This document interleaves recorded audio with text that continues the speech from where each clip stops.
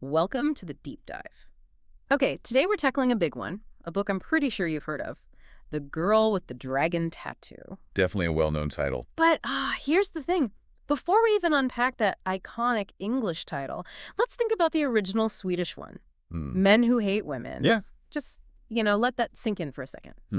What does that original title suggest? Because it really signals this isn't just your average thriller. It absolutely does. That title just hits you, doesn't it? It tells you straight away. Yeah. This isn't simply a mystery plot. Right. It's Larsson diving headfirst into some really, really uncomfortable societal issues. Human darkness, really. He wasn't afraid to go there. And that's pretty much our mission for this deep dive. To peel back those layers, figure out why Stieg Larsson's 2005 novel, and shout out to Red Keelan for the excellent translation, is so much more than a simple murder mystery. Exactly. We want to pull out the core ideas using the reviews in our notes, just to give you a solid grasp of its impact, what makes it tick, and why people are still talking about it. And it really does bend genres.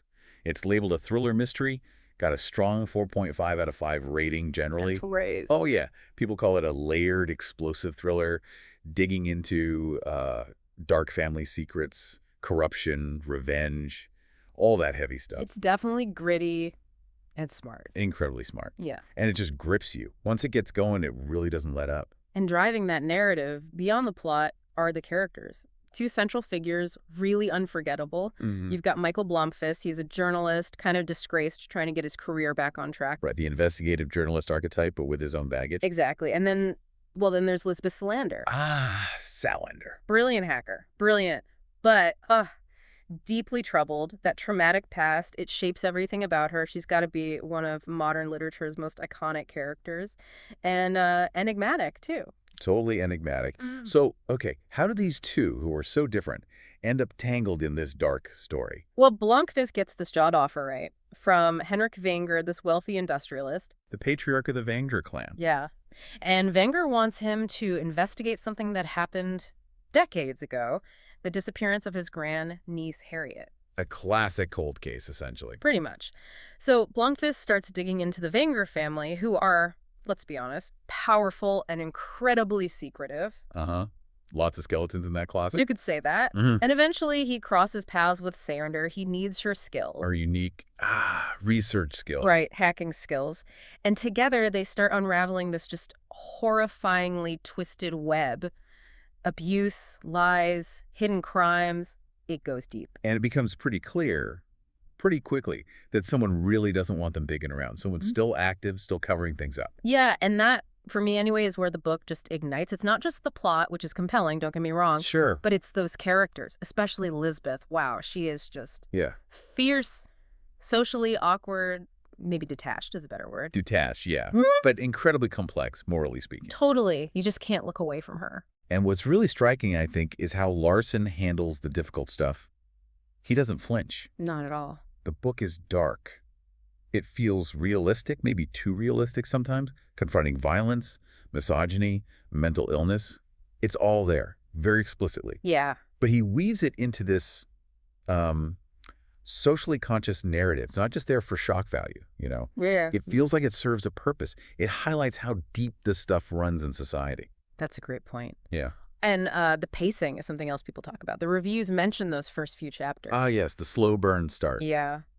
With the financial subplot stuff, I have to admit, reading it the first time, I was like, okay, where is this going? Almost lost me. It's true. That initial setup, especially the financial details, it does test your patience a bit. But it's almost like Larsson is setting this really intricate trap, isn't it? Building it slowly. Yeah, like winding a spring. Exactly. And once you're caught in it, boom, you're hooked. But it's crucial, like you said, to mention the graphic content. Violence, abuse. It's intense. Yeah. So, it might not be for everyone. This is certainly not a light, breezy read. No. But those very elements, the darkness, the grit, they feed into these really profound themes he's exploring. Right.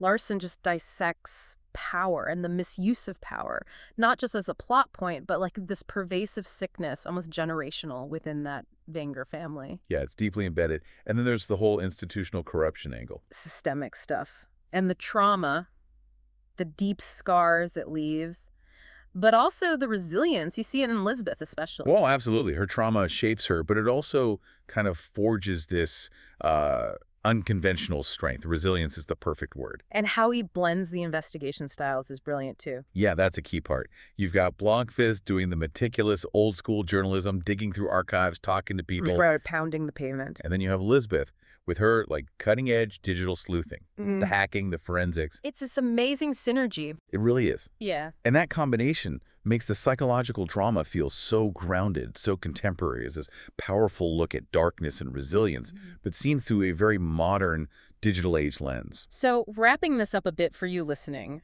what does this all mean? Our deep dive really shows The Girl with the Dragon Tattoo is way more than its genre label. It's not just a thriller you can't put down. It's this profound look at some dark, realistic themes. Violence, misogyny, mental illness. All wrapped up in that socially conscious narrative we talked about. Exactly. And its real strength, I think, is how it blends that gritty investigation, the tech-savvy stuff, and that raw psychological drama so seamlessly. Yeah, ultimately the big takeaway for you is how Larsson exposes this deep societal rot, the stuff that lets the darkness fester. But it's not just bleak. No, not at all. It also celebrates that kind of unyielding human spirit fighting for justice within that messed up system.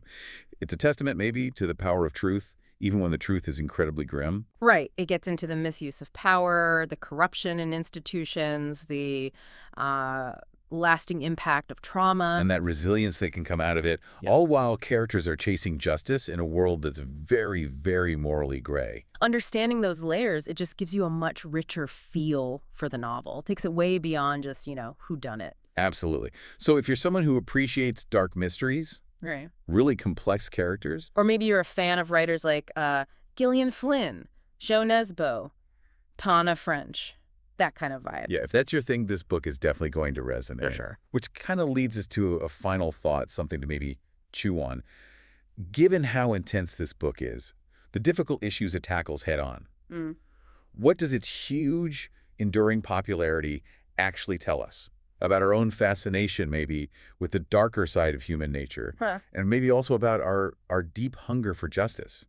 Even when that justice comes in really unconventional, morally ambiguous forms, like with Lisbeth. What does that say about us?